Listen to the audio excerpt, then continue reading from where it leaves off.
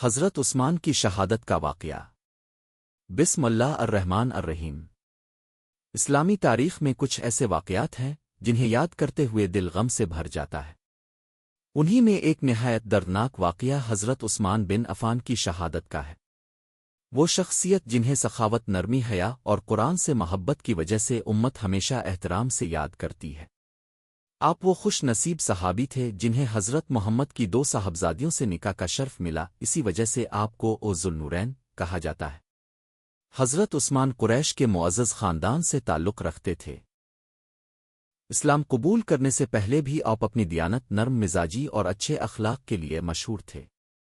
جب اسلام کا پیغام پھیلا تو آپ نے ابتدائی دور میں اسلام قبول کیا اور پھر اپنی دولت اور زندگی اسلام کی خدمت کے لیے وقف کر دی۔ ابتدائی دنوں میں مسلمانوں کو سخت مشکلات کا سامنا تھا۔ ایسے وقت میں حضرت عثمان نے ہر قدم پر اسلام کا ساتھ دیا۔ آپ نے کمزور مسلمانوں کی مدد کی، دین کی خدمت کے لیے اپنا مال خرچ کیا اور ہر آزمائش میں ثابت قدم رہے۔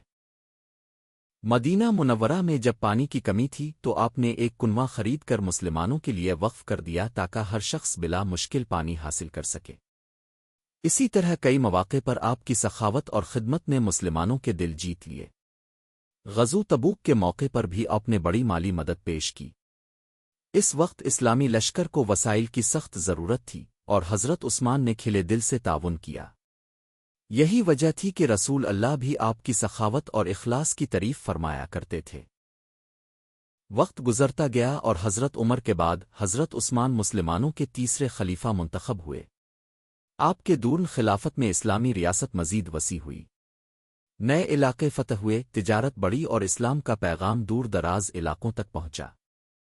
لیکن بڑی سلطنتوں کے ساتھ نئے مسائل اور اختلافات بھی پیدا ہونے لگے۔ بعض علاقوں میں گورنروں کے فیصلوں پر اعتراضات ہوئے، کچھ شکایات حقیقی تھیں اور کچھ افواہوں اور غلط فہمیوں کی بنیاد پر پھیلائی گئیں۔